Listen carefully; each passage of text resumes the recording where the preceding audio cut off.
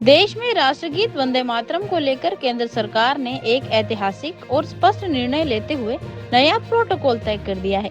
गृह मंत्रालय द्वारा जारी ताजा दिशा निर्देशों के बाद अब वंदे मातरम केवल परंपरा नहीं बल्कि औपचारिक राष्ट्रीय मर्यादा का अनिवार्य हिस्सा होगा। 28 जनवरी को जारी आदेश 11 फरवरी को सार्वजनिक होते ही देश भर में राष्ट्रभक्ति की नई चर्चा छिड़ गई है। अब जहां भी राष्ट्रगीत गाया या बजाया जाएगा, वहाँ उपस्थित प्रत्येक व्यक्ति को सावधान मुद्रा में खड़ा होकर मातृभूमि को नमन करना अनिवार्य होगा।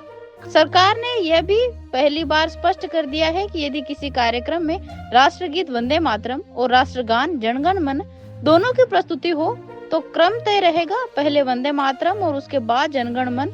यह निर्णय राष्ट्रीय प्रतीकों के सम्मान और अनुशासन को मजबूत करने की दिशा में अहम कदम माना जा रहा है। इन दिशा निर्देशों का सबसे व्यापक असर स्कूलों में दिखाई देगा।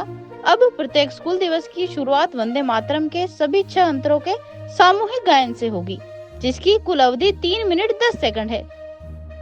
अब तक अधिकतर विद्यालय केवल शुरुआती 2 अंतरों तक सीमित थे, लेकिन अब नई पीढ़ी राष्ट्रगीत के पूर्ण स्वरूप और भाव से परिचित होगी, जिससे विद्यार्थियों में राष्ट्र प्रेम की भावना और अधिक सुदृढ़ होगी। नए प्रोटोकॉल के तहत तिरंगा फहराने, राष्ट्रपति के आगमन, उनके राष्ट्र के नाम संदेश या भाषण, राज्यपालों के संबोधन तथा पद्म पुरस्कार जैसे नागरिक सम्मान समारोह में वंदे मातरम की प्रस्तुति अनिवार्य होगी।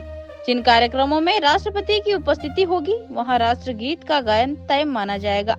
वहीं मंत्रियों और अन्य विशिष्ट व्यक्तियों की मौजूदगी वाले महत्वपूर्ण आयोजनों में भी गरिमा और मर्यादा के साथ सामूहिक गायन की अनुमति दी गई है। हालांकि सरकार ने यह स्पष्ट किया है कि सिनेमा हॉल इन नियमों के दायरे में नहीं आएंगे। फिल्मों के प्रदर्शन से पहले वंदे मातरम बजाना अनिवार्य नहीं होगा, और यदि किसी न्यूज़रील या डॉक्यूमेंट्री के हिस्से के रूप में राष्ट्रगीत आता है तो दर्शकों के लिए खड़े होना बाध्यकारी नहीं होगा, ताकि किसी प्रकार की अव्यवस्था न हो। गृह मंत्रालय ने यह भी साफ किया कि अब से केवल आधिकारिक स्वीकृत संस्करण ही सामूहिक रूप से गाया या बजाया जाएगा। इस निर्णय को राष्ट्र गौरव और राष्ट्रीय एकता को और सशक्त बनाने की दिशा में एक महत्वपूर्ण कदम माना जा रहा है।